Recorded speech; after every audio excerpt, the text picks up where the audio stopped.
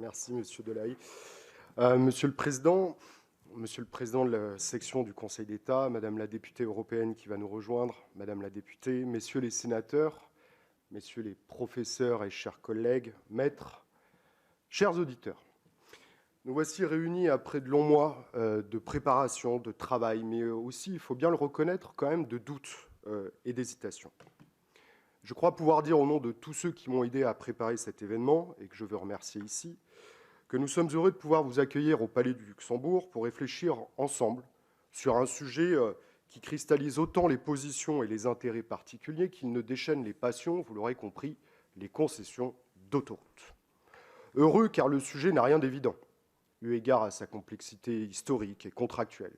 Je crois même, monsieur le sénateur, que la ministre de l'écologie disait devant votre commission d'enquête parlementaire que ces contrats seraient devenus des monstres, je cite. Heureux aussi, car les caractéristiques et les enjeux du sujet donnent lieu à de vifs débats, à chaque fois qu'il est traité. De prime abord, c'est d'ailleurs une bonne chose, parce que le débat fait vivre le contradictoire, et que le contradictoire, finalement, c'est la garantie d'une démocratie vivante et vivace. Mais de vifs débats qui glissent aussi parfois, malheureusement, il faut bien le dire, vers une forme d'hystérie juridique, économique, conduisant même en quelques occasions à une forme d'aveuglement. Tout dépend, bien sûr, de la posture, des contraintes et des intérêts de chacun, cela va de soi. En posant ce constat, je ne peux m'empêcher ici de penser aux propos d'Alexis de Tocqueville, qui disait en son temps « Messieurs, mesdames, je ne sais si je me trompe, mais il me semble que l'état actuel des choses, de l'opinion ou encore des esprits, est de nature à affliger et à alarmer. » L'état actuel des choses, de l'opinion ou encore des esprits, est de nature à alarmer ou à affliger. Mais n'est-ce pas là déjà une problématique de notre sujet? Peut-être.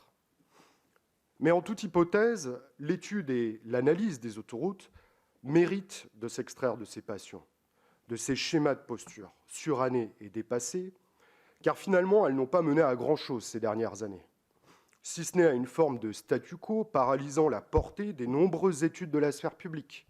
Et je pense bien évidemment aux travaux de la Cour des comptes, de l'Autorité de la concurrence, du Conseil d'État, de l'Assemblée nationale, du Sénat et peut-être plus récemment encore, et de manière à les éprouver, ceux de l'Autorité de régulation des transports.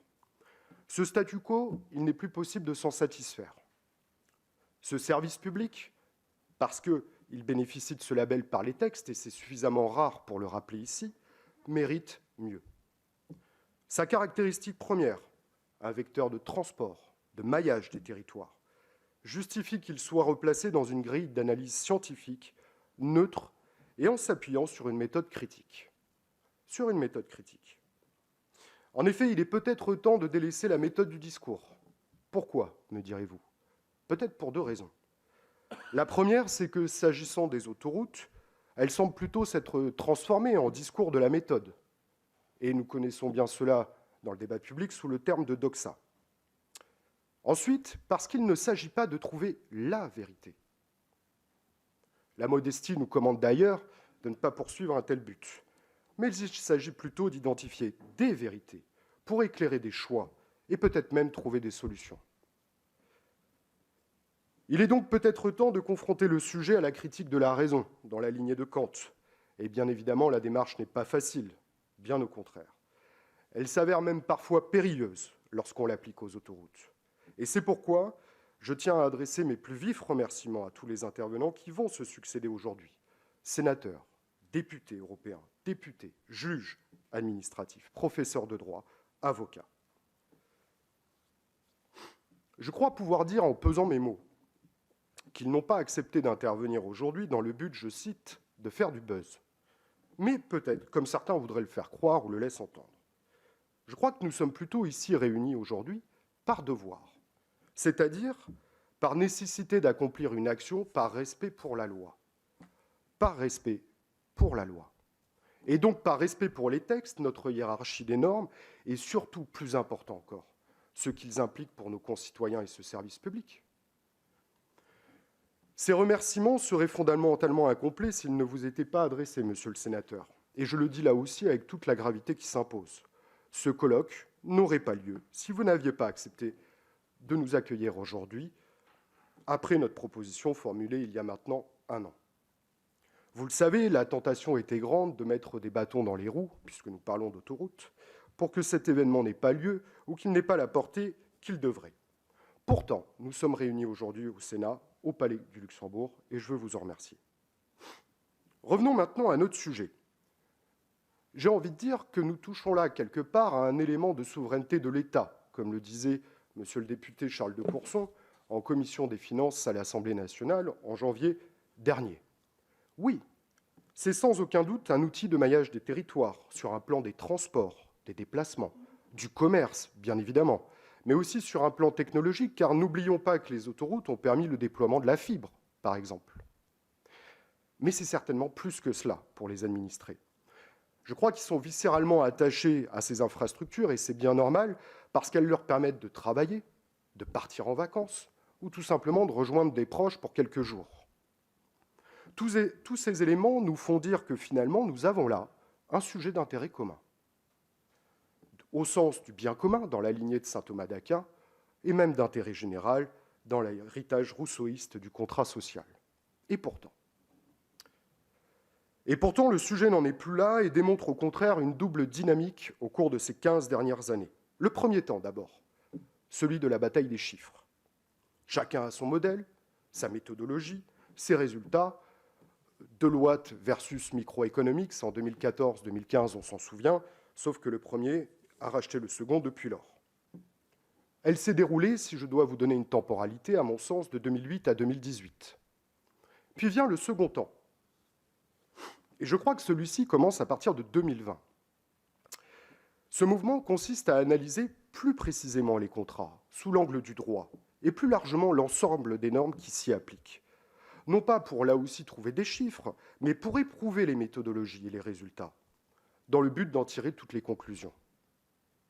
Et c'est là que le sujet s'est transformé en symbole. Et je dirais même en totem et tabou. Vous parliez de totem tout à l'heure, monsieur le sénateur, je crois que nous y sommes. En totem, car si les analyses ne concordent pas avec celles des partis ou de leurs représentants, elles sont immédiatement contestées, caricaturées. Elles provoquent même, de manière étonnante, une espèce de superposition de réactions en chaîne, certaines parfois surprenantes, lorsqu'elles sollicitent la violation de principes constitutionnels, comme l'indépendance du chercheur ou l'indépendance des commissions d'enquête parlementaires. D'autres laissent littéralement pantois. Pantois lorsqu'elles sont argumentées à partir d'un simple adage circulé, il n'y a rien à voir, certes très à propos pour les autoroutes, mais très éloigné des principes scientifiques d'analyse juridique. Tabou, maintenant. En effet, tabou, car le sujet, toujours selon ces mêmes positions d'intérêt, ne mériterait tout simplement pas que l'on s'y intéresse ou qu'on l'analyse. Et je ne peux m'empêcher, comme vous, monsieur le sénateur, de penser aux absents de cette journée, indistinctement de leur position, de leur fonction ou de leur garantie d'indépendance qui parfois les caractérise. Le silence n'est pas toujours silencieux, disait l'adage. Je dirais même qu'en droit, le silence vaut déjà décision. Et le sujet qui nous réunit aujourd'hui n'intéresse pourtant pas les personnes ou les intérêts, il les dépasse. Et je crois même pouvoir dire qu'il nous dépasse.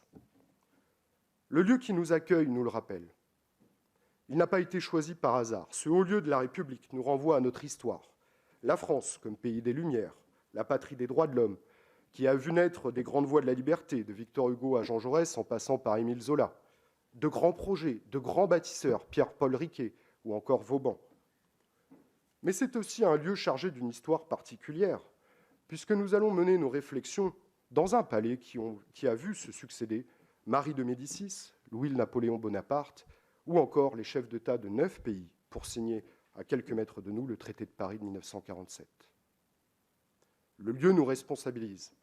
Il nous rappelle à nos devoirs, à notre devoir, la nécessité d'accomplir une action par respect pour la loi, disions-nous tout à l'heure. Nous touchons là à la substantifique moelle de notre sujet. Il ne s'agit pas, vous l'aurez compris, de redire une nouvelle fois ce qui a été dit, redit, présenté, analysé à maintes reprises. Il s'agit, selon nous, de repositionner le sujet dans son contexte actuel, qui est finalement triple. Le premier d'abord, quelle solution d'avenir en termes écologiques?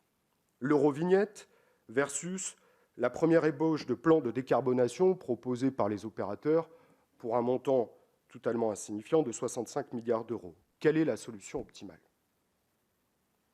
Deuxièmement, la nécessaire clarification juridique des textes et des documents contractuels qui, certes, se sont superposés depuis tant d'années, mais qui, pour autant, n'ont pas donné lieu à la signature de nouveaux contrats en 2006, ou des textes qui, parfois, entraînent une grande difficulté d'application.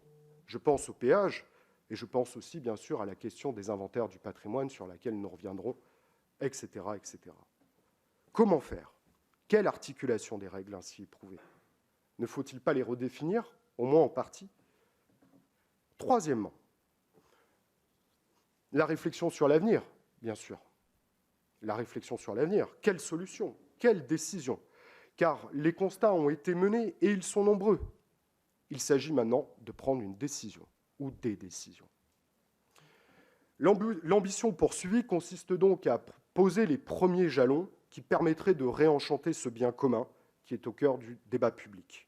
Car en effet, je ne crois pas qu'il s'agisse là de la fin de l'histoire, au sens foucaultien du terme, si vous me permettez. Ce n'est que le début de la réflexion, à court terme, à moyen, mais aussi à long terme. Et à court terme, déjà, en laissant les analyses de ce colloque débuter, après avoir monopolisé peut-être pendant trop longtemps la parole. Je cède donc tout de suite le micro à mon éminent collègue Sébastien Martin, au professeur Michael Karpenschiff et au professeur Christophe Roux. Je vous remercie et je vous souhaite à tous un bon colloque.